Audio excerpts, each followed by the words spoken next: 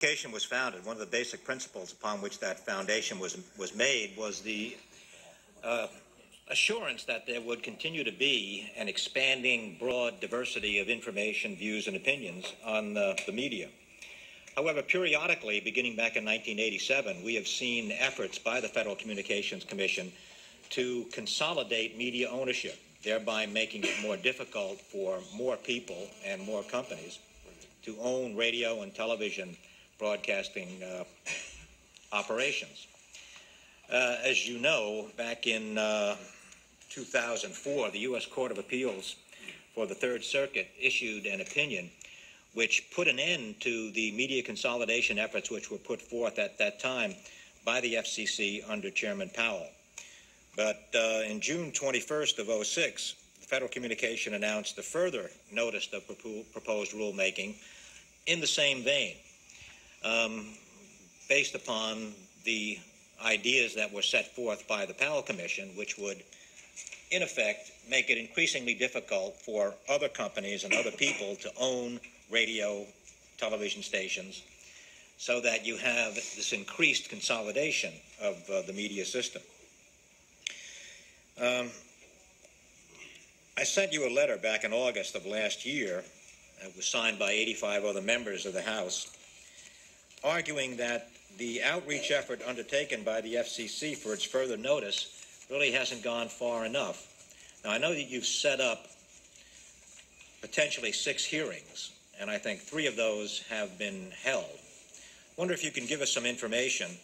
First of all, why it's only 6 hearings when you're doing something that is going to have a profound impact on the information distribution system all across the country, and why you're not expanding that number of hearings, and why you're not engaging in practices that are going to make it easier for people to make comments on this. As you know, when the Powell proposal was first put forth, eventually, when people began to understand it, huge amount of information flowed into the FCC in opposition to it, and it was that information upon which the 2004 court decision was based. So what can we do to expand the opportunity for people to make comments on media consolidation, particularly this proposal? What kind of response are you getting through your website, and what kind of responses are you getting through the mail? Well, let me say first that that part of the reason you asked, you implied in your question that we were restarting this process based upon what had been done under the Chairman Powell. As part of the 1996 Telecommunications Act, the Commission is required by law to periodically review all of its media ownership rules. So the ownership review that we started is something that we're required to do by Congress, that required us to do it. Well, I know you're required by the defects in it. Right. But among the things it requires you to do that kind of survey, but it doesn't require you to engage in additional consolidation. No, and we haven't actually, absolutely, but we haven't actually, it doesn't require us to allow for any of it, but what it does require us to do is to say, are the current rules justified? And if they're not justified, we have to adjust them. And all we did in this last summer was open a process, and actually we did it on a bipartisan basis with all 5 commissioners, including the 2 Democratic commissioners supporting it, where we just opened the process that was required by law. And indeed, you're right, in 2004, the Third Circuit overturned the Commission's rules that we had adopted under Chairman Powell and sent them back to the Commission and said that those rules we couldn't end up implementing. But there were a few of those rule changes that the Third Circuit actually did uphold. For example, the Third Circuit, and actually really there's only one, the Third Circuit said that the prohibition on a newspaper owning any other broadcast property in the same market was outdated and was no longer justified. So there has to be some change in the rule after even because the Third Circuit that sent the rules back to us said that rule, the Commission was right. We don't agree with how much you said they could buy, but we do agree that they can't be prohibited from owning anything. So we're going to have to engage in this process one way or another. But then, do you believe that it's perfectly fine for one corporation to own the newspaper, the radio, the television station, all of the broadcast media that provides information No. in particular parts of the country? No, I don't. And as I said, so that's what. So I just wanted to refer to that background. That's what we're engaging in, the process that we have to engage in. And I think it's important that we do so in a very open and transparent process, and that we make sure that people have the opportunity to comment, both tell us their concerns they've got with our current media rules, and the concerns they have on any further changes that can end up being made. And I think that we are actually going through this in a very deliberate fashion of trying to engage the public and make sure that they have the opportunity to come in and comment. And indeed, a lot of the criticism of what occurred previously was that the commission didn't do that in an open and transparent way. And I think that it's been very important that we do. And I think that the commission has committed to doing, as you said, 6 public hearings just on media ownership. We've also committed to finishing the 2 public hearings specifically on localism and whether local media are serving the local needs.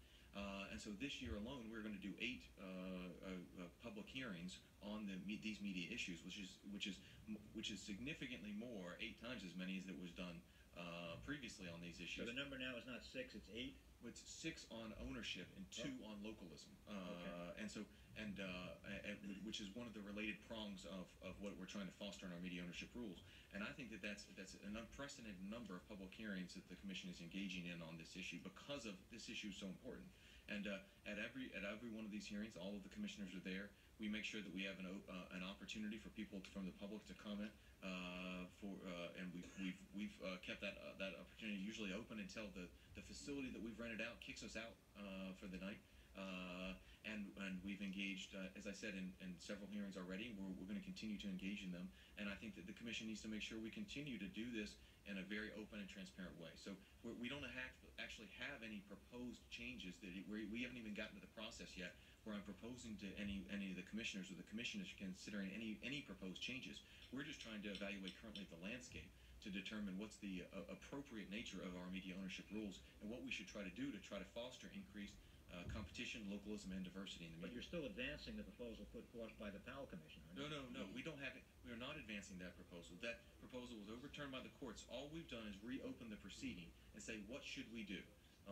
The only issue that the court upheld that sent back to us that we included what the court said was that a newspaper can't be prohibited from owning anything in the same market. And we said the court upheld that, so how do we implement that rule? But everything else, we've started over again. We're not putting forth and proposing what Chairman Powell had done. Just briefly then, if I may, you may not be able to do this now, but I'd like to know how many comments the FCC has registered in response to the further notice, and if you'd also provide us with the record and detailed information on the amount of money that has been spent on each of the public hearings so far that has been held, those 3 hearings, including information on money spent and copies of the receipts and contracts entered into in advance of those hearings. Oh, sure. We'll be happy to provide all of both the details on the financial, how much it costs us to hold the hearings, which they are expensive, and also all the details in the comments that are filed. Thank you. I'd like to turn to a man who still owns a Philco tabletop radio, Mr. Latham.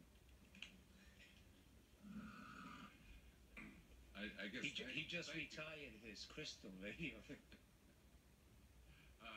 you, Mr. Chairman, and welcome.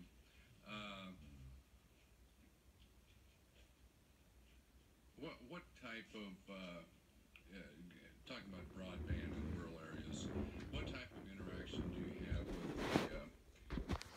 the USDA and rural utility service in respect to that, and if you can give us your observations about unserved rural areas, and